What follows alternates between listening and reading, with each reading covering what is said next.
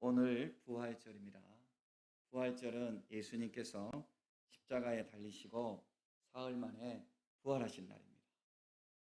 예수님의 부활이 있었기 때문에 십자가가 의미가 있고, 예수님의 부활이 있기 때문에 오늘 우리가 이렇게 모이게 된 것입니다. 예수님의 부활이 없었다면 십자가는 안타까운 죽음으로 끝났고, 예수님은 역사의 페이지 한 페이지를 장식하고 없어졌겠지요. 그런데 오늘 우리는 예수의 이름을 부르며 여기 이렇게 모였습니다. 이렇게 우리가 오늘에 이르기까지 교회가 이렇게 세워지게 된 그 중심에는 바로 예수님의 부활이 있기 때문에 이렇게 된 것입니다. 예수님의 부활은 십자가가 헛되지 않다는 것을 증명해 준 실증입니다. 십자가가 옳은 길이었다.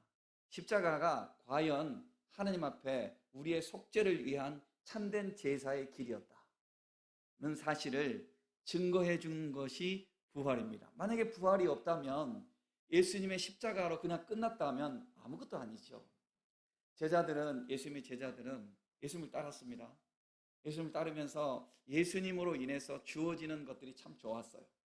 예수님 기적을 행하시고, 예수님을 따라다니면 인생에 자기들이 아름다운 것을 너무 많이 추구할 수 있을 것 같았어요. 그래서 예수님 왕이 되시면 나를 좀 높은 자리에 좀 올려주세요. 그렇게 제자들은 서로 그렇게 약간 갈등을 일으키면서 서로 경쟁하면서 그랬습니다. 특히 예수님의 사촌뻘 되는 야고보와 요한, 이런 사람들이 더 그랬어요. 엄마들 치마폭 그 바람을 타면서 더 이렇게 서로 높은 자리에 올려줄 것을 기대하고, 그래서 예수님이 예루살렘에 입성하실 때 실제로 예수님이 십자가의 제물이 되기 위해서 예수님이 들어가셨는데, 제자들은 이제 예루살렘에 가면 왕으로 이제 등극하실라나 보다, 이런 생각 속에 빠져 있었기 때문에 예수님이 발을 씻어 주려고 할 때도 서로 물도 떠오지 않았어요.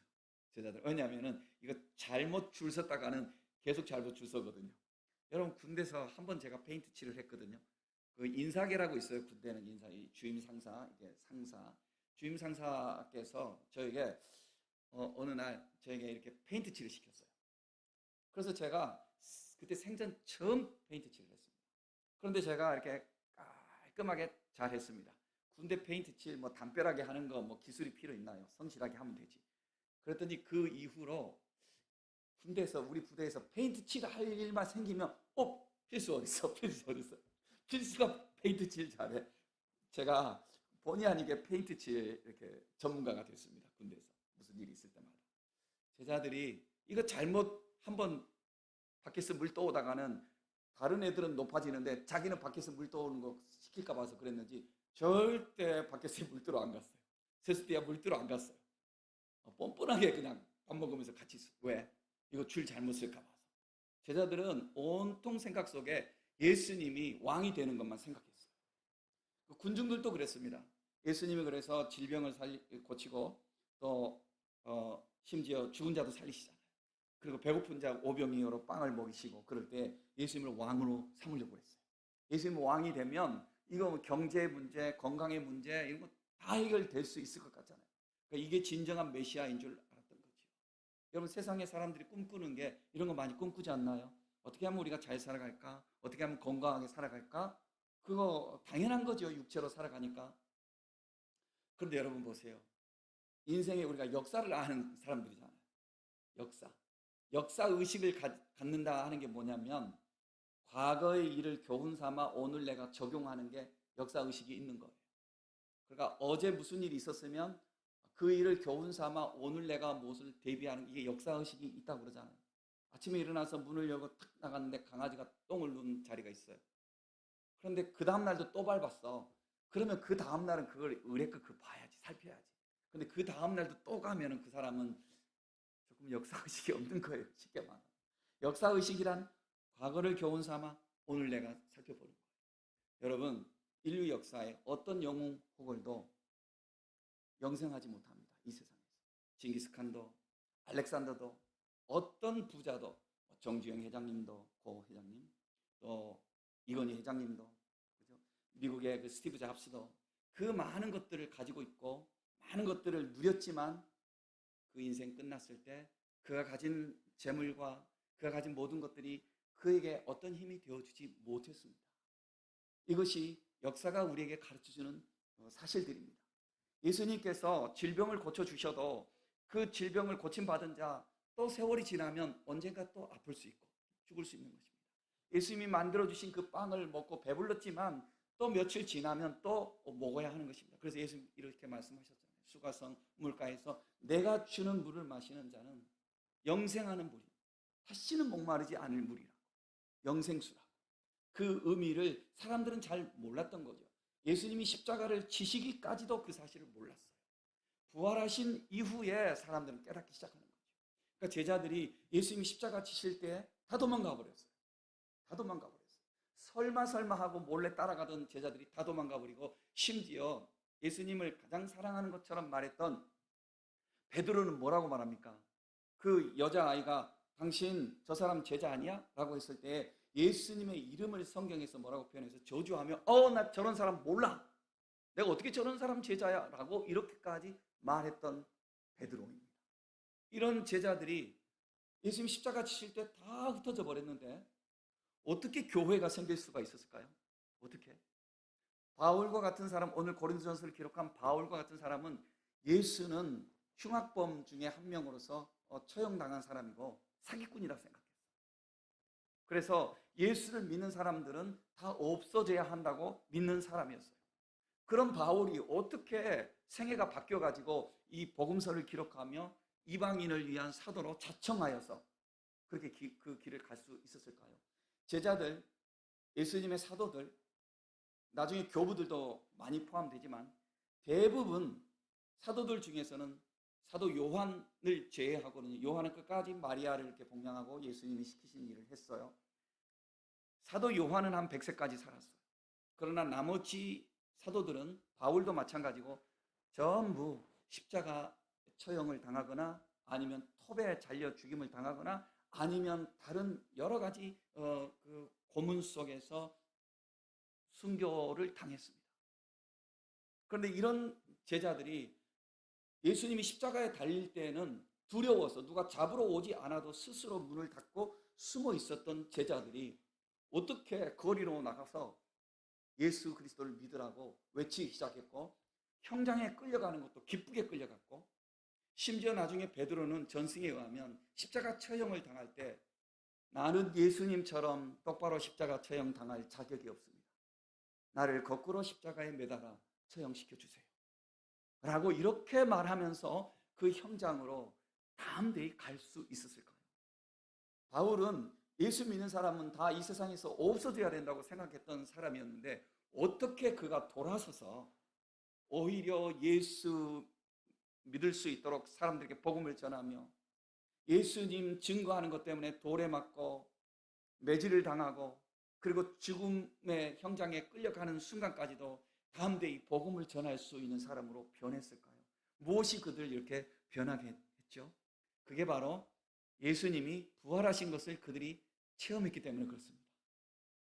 예수님이 십자가에 달리시고 죽으셨습니다. 아리마대 요셉이라는 사람이, 이 사람은 산헤드린 회원이었는데 예수님의 비밀 제자입니다. 산헤드린 회원 71명 중에 예수님의 비밀 제자가 2명이 있습니다. 아리마대 요셉하고 니고데모입니다. 이 2명은 예수님의 비밀 제자입니다. 그들이 세상에 눈이 있어서 처음에는 담대히 예수 믿겠다고 그런 말을 하지 못했던 사람들입니다. 그래도 예수님을 사랑하니까, 그러니 사랑하되 예수님을 인간적으로만 사랑했죠. 아직까지.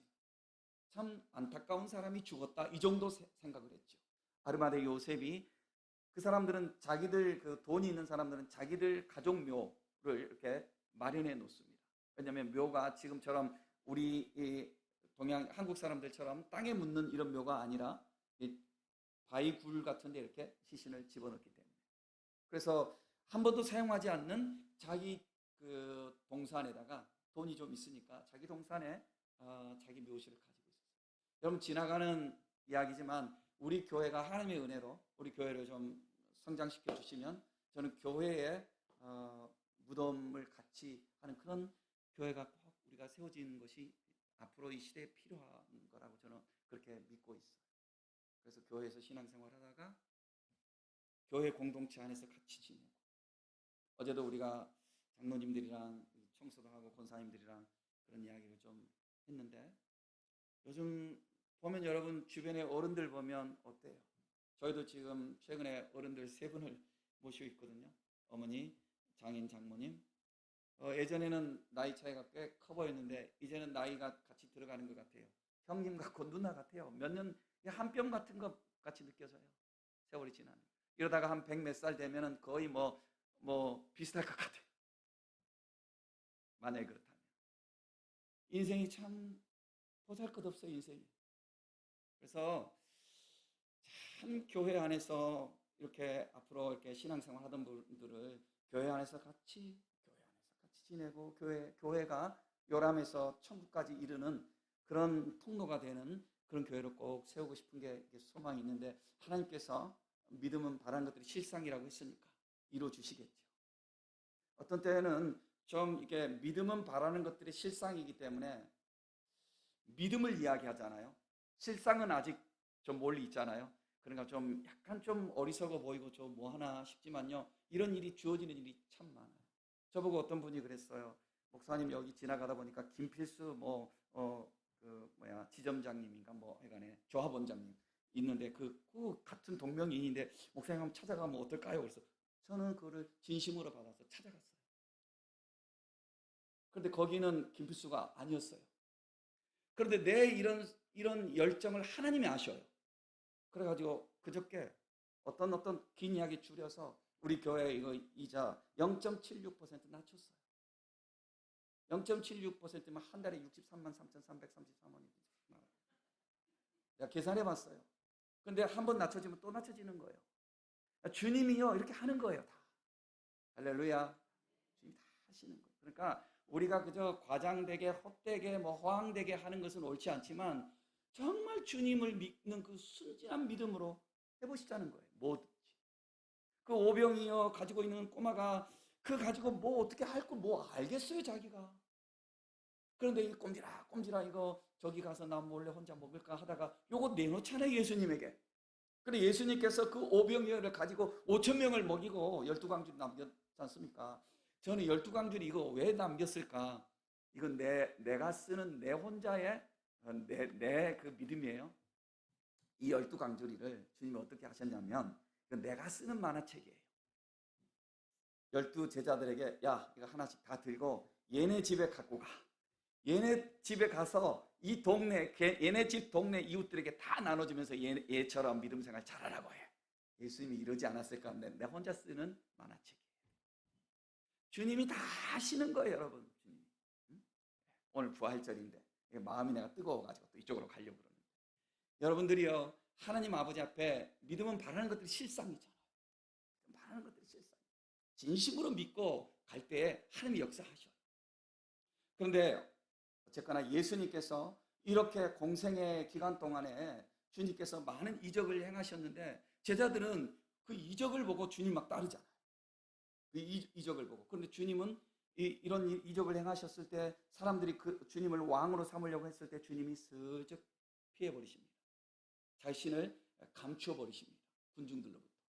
이 세상의 왕이 되는 것이 주님의 목적이 아니거든요.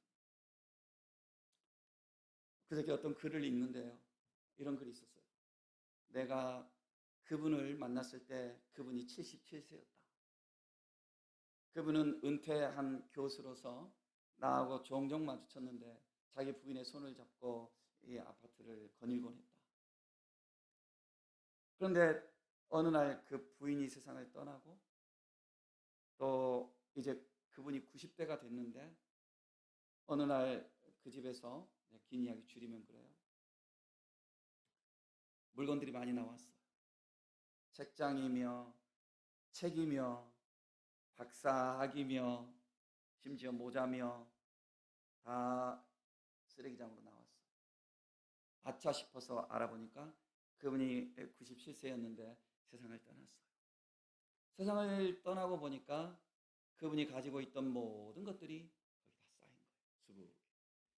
한때는 자랑스러웠던 그 졸업장, 한때는 또 의지했던 그런 책들, 책장들, 그가 가지고 있는 옷들, 이런 모든 것들 다 거기 수북이 쌓여 있어요. 인생이 이거예요. 사람이 우리도 10년, 20년, 30년, 50년 지나서 우리도 비슷한 거예요. 그런데 이 땅에서 잠시 누리는 그것을 위해서 예수님 오신 거 아니에요. 이 땅에서 잠시 누리는 것을 위해서 무엇을 했다면 예수님은 영웅이었죠. 영웅.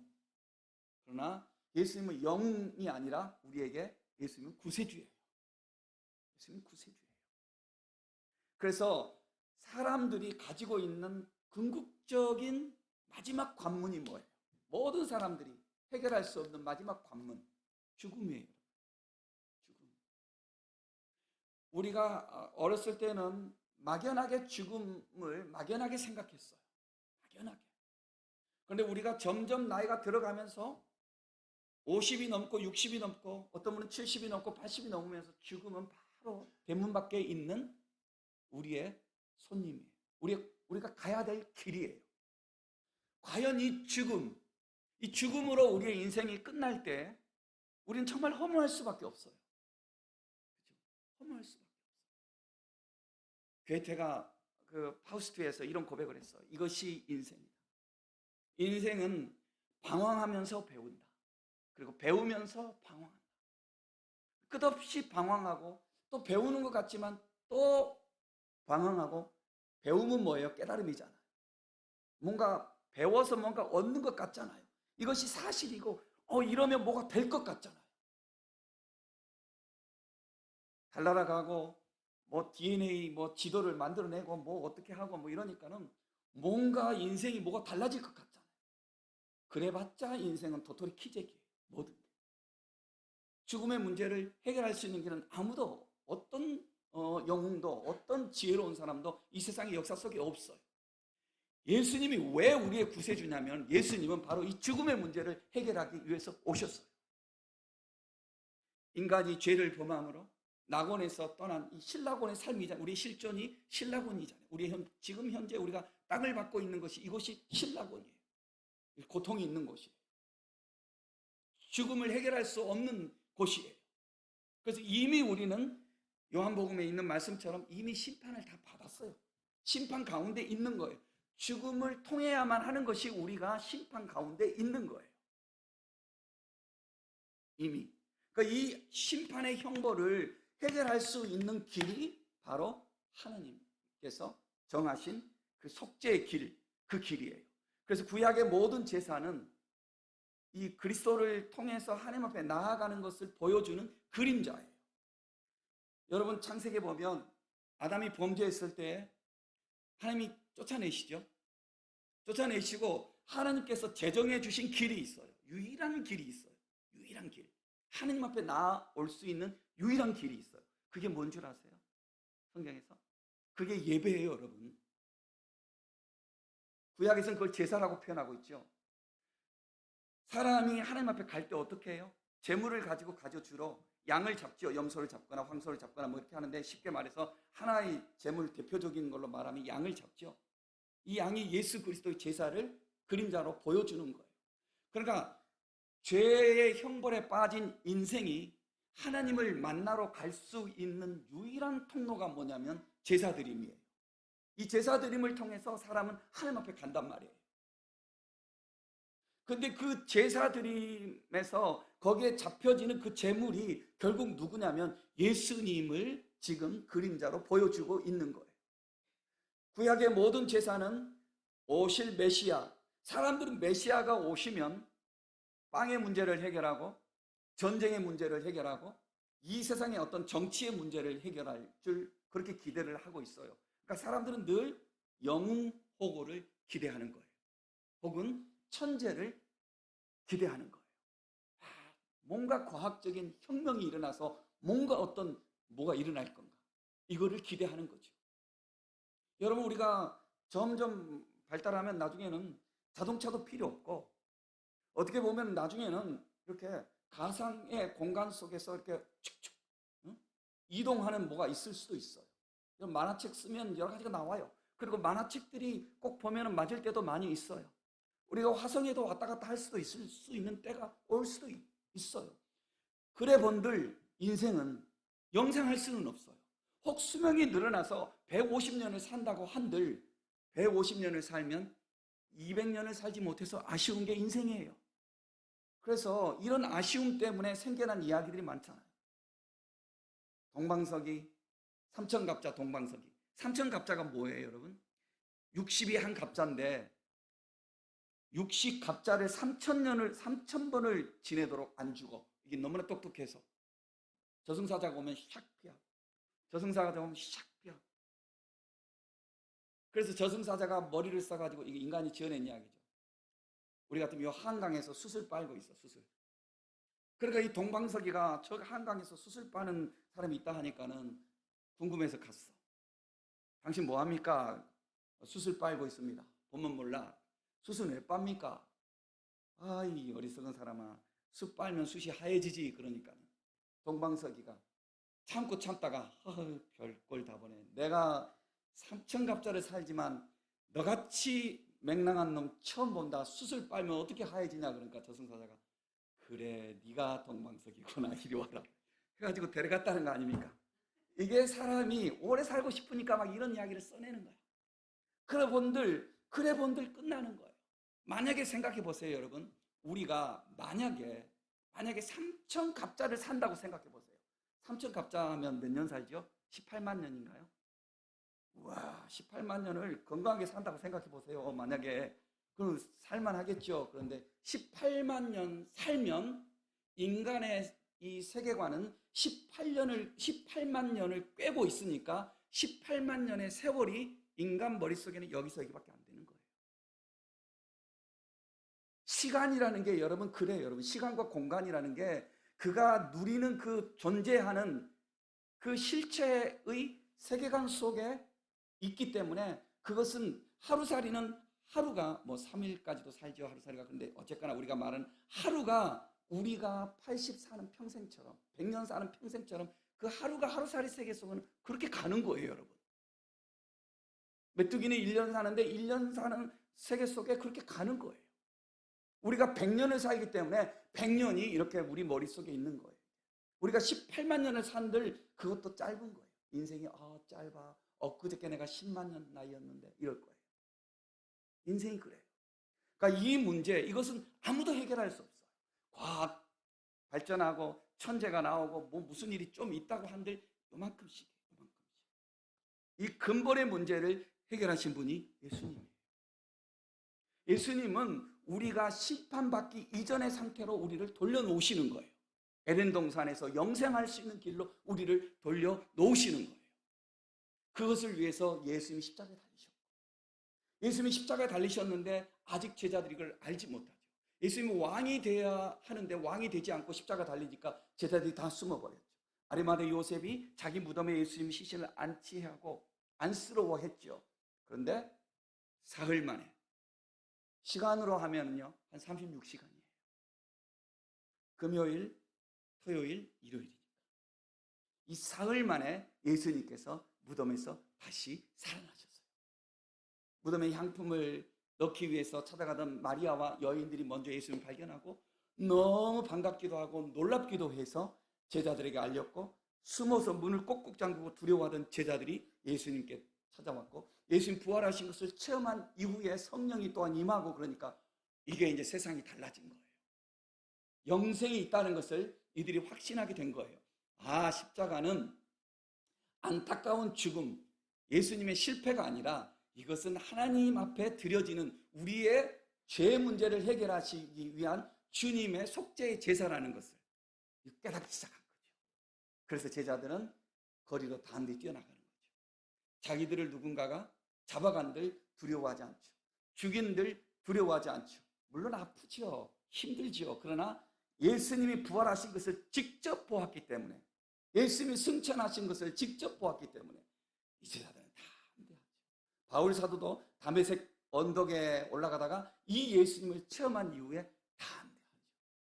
너무나 담대하죠. 그래서 이들은 부활하신 예수님을 증거하기 시작합니다. 그러니까 신약 성경이 마태, 마가, 누가, 요한은 예수님이 직접 말씀하시는 화자로 나와요. 예수께서 가라사대, 예수께서 가라사대. 예수님이 스피커예요. 스피커. 그리고 예수님 말씀하시는 내용이 하나님의 나라예요. 하나님의 나라가 이렇다, 하나님의 나라가 이렇다, 이렇게 말씀하셨어요. 그런데 사도행전부터 나머지 서신서로 쭉 가면은 이 스피커, 말하는 자들이 누구냐면 제자들이에요. 이 제자들이 누구에 대해서 말하기 시작하냐면 예수님에 대해서 말을 해요. 그런데 예수님에 대해서 말을 하는데 예수님의 무엇에 대해서 말하냐면 예수님의 십자가에 대해서 말하기 시작해요. 십자가가 자랑스러운 거예요. 처음에는 십자가가 부끄러웠는데 왜 자랑스럽죠?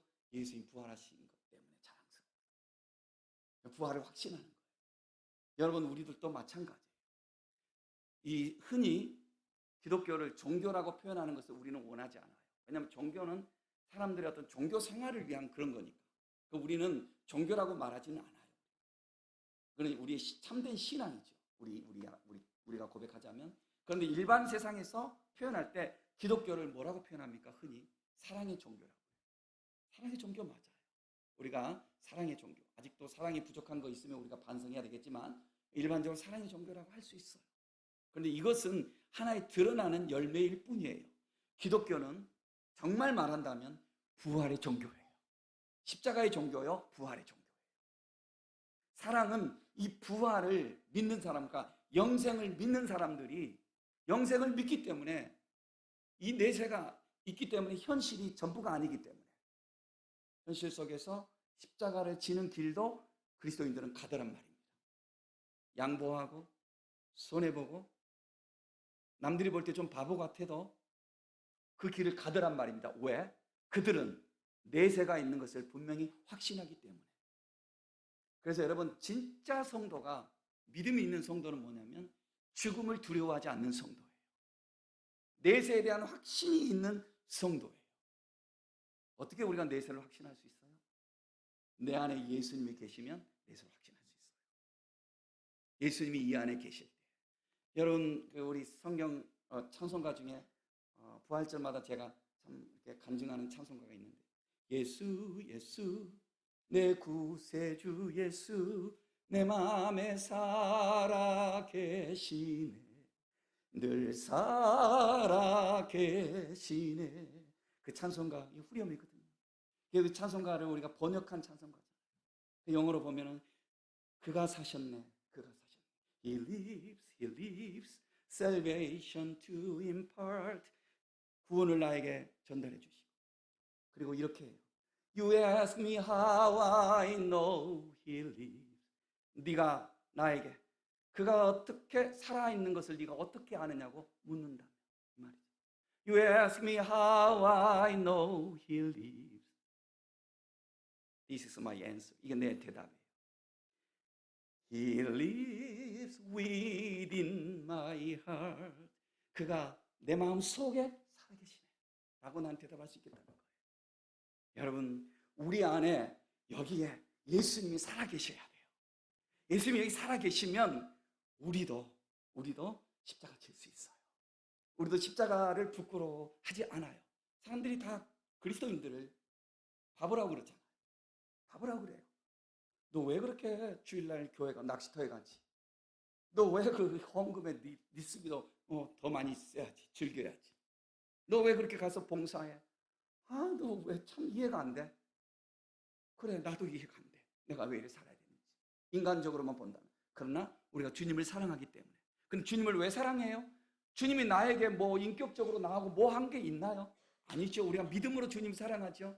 어떻게? 그분이 나에게 영생을 주시기 위해서 십자가 지신 그 사실을 내가 믿어지는 거예요.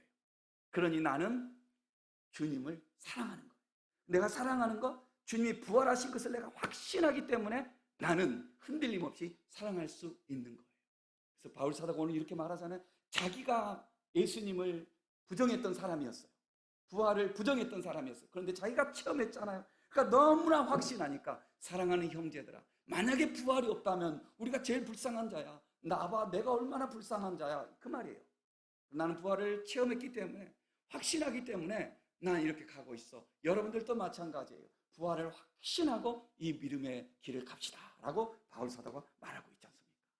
오늘 부활절이에요. 사랑하는 성도 여러분, 우리도 육신으로는 언젠가 죽을 거예요. 그러나 우리의 영혼은 우리가 분명한 믿음을 가지고 있을 때에 그 죽음의 문턱에 올 때 우리의 영혼은 찬란한 영광의 빛 가운데 존재의 충만함에 이르게 되는 거예요. 그때는 우리가 죽음이 두렵지 않고, 그때는 우리가 영생에 부활할 것을 믿는 소망 가운데 우리는 할렐루야 주님 품에 갈 수 있는 거예요. 이 확신을 가지고 부활신앙으로 신앙생활하는 우리 수리중앙교회 성도님들 다 되시기를 예수님의 이름으로 축복합니다. 하나님 아버지 감사합니다. 우리를 위해서 십자가에 달려 죽으시고, 그러나 우리에게 영생의 생명을 보장해 주시는 증거로서 부활해 주신 주님 감사합니다. 우리도 이 부활 신앙을 가지고 한평생 살 때에 십자가 앞에서 담대히 살아갈 수 있는 믿음의 성도들 되게 하여 주옵소서. 오늘 주 앞에 예배드리면서 사랑하는 성도들이 정성으로 예물을 드립니다. 11조를 드리고 부활절 감사를 드리며 또 주일헌금을 드립니다. 하나님 드린 모든 손길에 복 내려 주옵소서. 저들의 일터에, 저들의 사업장에 주님 복 내려 주셔서 직장에서 더욱 사랑받고 인정받으며 또 사업장은 더욱 번창하도록 복 주시고 저들의 물질이 더욱 풍성하고 하나님 앞에서 기쁘고 건강하게 살아갈 수 있는 은혜를 베풀어 주옵소서. 오늘 주일 예배를 드리면서 사랑하는 귀한 성도님들이 어제부터 모여서 청소도 하고 또 강단을 꾸미고 또 음식을 준비하는 모든 손길들이 있습니다. 하나님 그 모든 사랑의 수고와 정성을 받으시고 만복을 내려 주옵소서. 여기에 머리 숙인 모든 우리 성도들 한 사람도 나고자 없게 하시고 다 주님 나라에서 부활의 영생의 가족으로 다 우리가 함께 할 수 있도록 구원의 은혜를 허락해 주옵소서. 이제는 우리 주 예수 그리스도의 은혜와 우리 아버지 하나님의 크신 사랑과 성령님의 감화와 감동 교통하시는 은혜가 머리 숙인 모든 성도님들 머리 위에와 저들 가정 위에와 우리 교회 위에 이제로부터 영원토록 함께 있을지어다. 아멘.